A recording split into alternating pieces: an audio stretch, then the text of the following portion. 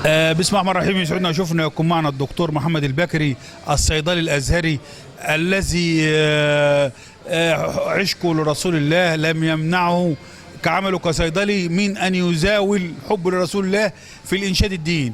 اتكلمنا حضرتك عن ازاي حبيت الانشاد الديني واتجهت اليه. بسم الله الرحمن الرحيم، والصلاة والسلام على حضرة مولانا سيدنا النبي صلى الله عليه وسلم وعلى آله وصحابته. أنا عشت في مكة 20 سنة وبعدها انتقلت كصيدلي. أنا كنت سوبرفايزر ل7 صيدليات. انتقلت بعد ذلك إلى مدينة رسول الله طيبة الطيبة، وهناك جاءتني رؤيا من حضرة مولانا سيدنا النبي صلى الله عليه وسلم أنه أخذني وطاف بي الحجرات، وفي آخر حجرة قال لي يا بكري مكانك هنا، وامدحني.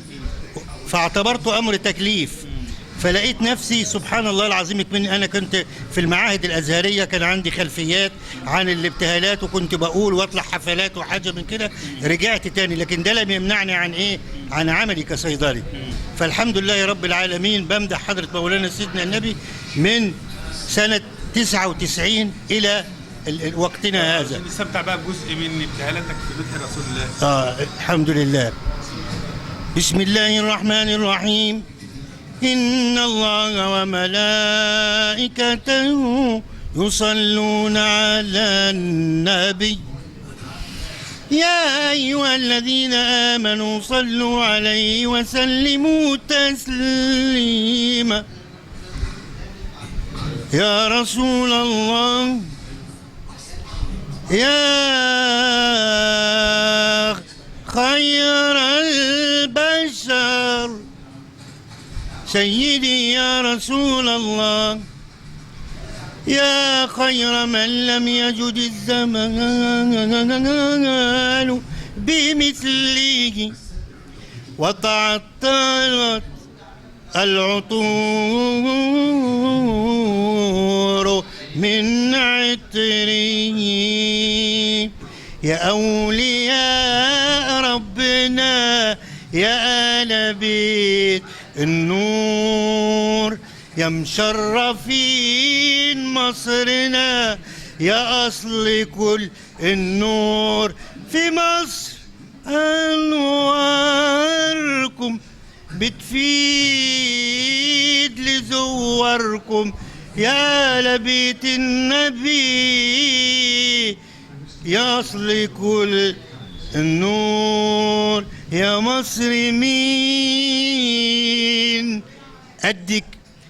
أهل الحبيب عندك، يا رب تحفظها وتهني أيامها يا رب.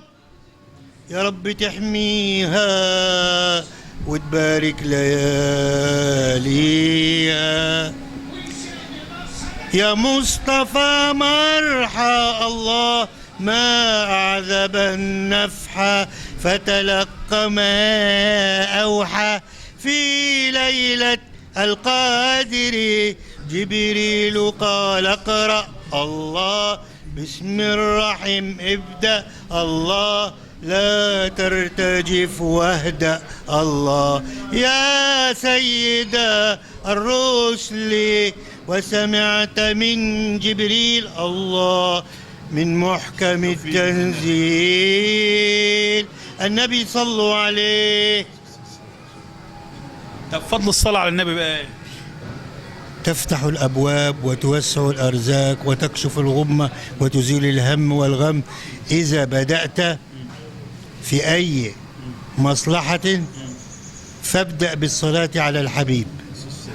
ابدأ دعاءك واختتمه بالصلاة على الحبيب، فهي صلاة نافذة إن شاء الله بإذن الله، وده حبيب ربه. بس ربنا يكرمك.